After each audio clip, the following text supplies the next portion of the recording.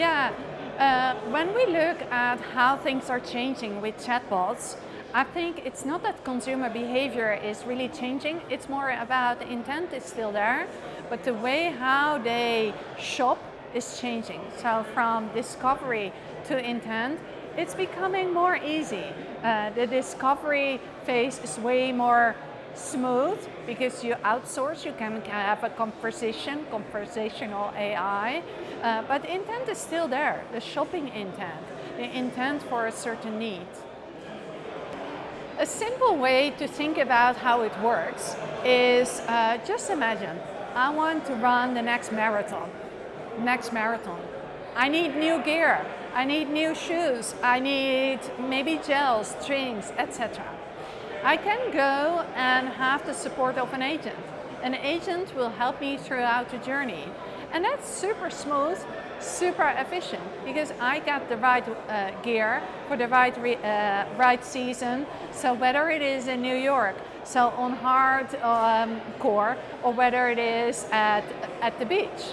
The agent can help me to have the right gear for the right temperature.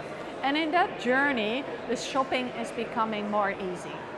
Yeah, and looking at this marathon, so you get the prompts and you get the advice from the agent, but you still as consumers stay in control.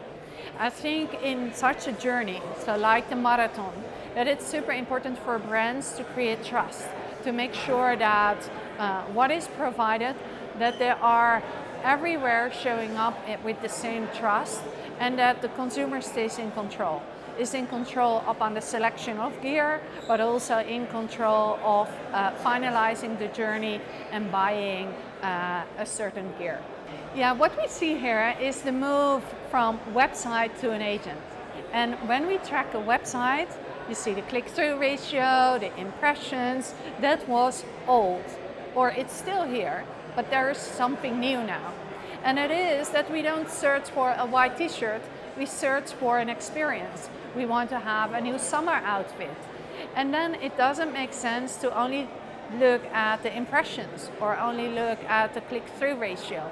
So clicks are still relevant, but it's also about the journey and the conversion into a real purchase of the end consumer. It's more about the outcomes. So we talked about it at the forum as well.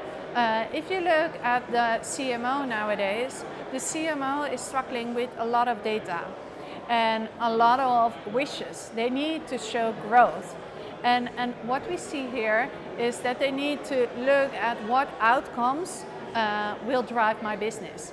So it's not, again, about impressions, it's about the real outcomes. Yeah, looking at ethical personalization, it's a big theme. Not only for me as Mastercard, but I think also across the globe. Personalization, we all love to get the right proposal that I don't get pet food whilst I don't have a cat or a dog. So personalization is needed in this world, and it's also something we hear back from consumers. But how to make sure that personalization is not perceived as junk mail, but that it's spot on. And there are in essence 3 components for that in ethical personalization. The first one is the content needs to be right. So the example of the pet food, if I don't have a pet, don't come up with content that is irrelevant. The second one, it needs to be valuable, spot on. So don't come with a ski outfit while summer is approaching. So it's a combination of both, and maybe the most important one is consent management. So the real opt-in of the consumer, that I say, I would like to get personalized proposals. So ethical personalization is for us around these 3 elements, and it's key for brands to create trust.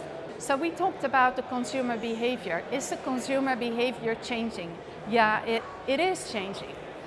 What we see right now is that consumers expect more convenience. And should it be all via an AI tool? No, that's not needed. What we provided is also a chatbot on a website of a retailer. So just imagine when you are looking for a new dress at a wedding. I don't know what kind of dress, but it needs to be red because the theme is red. It's summer season, so it needs to be a bit cold, not too long. It needs to be trendy.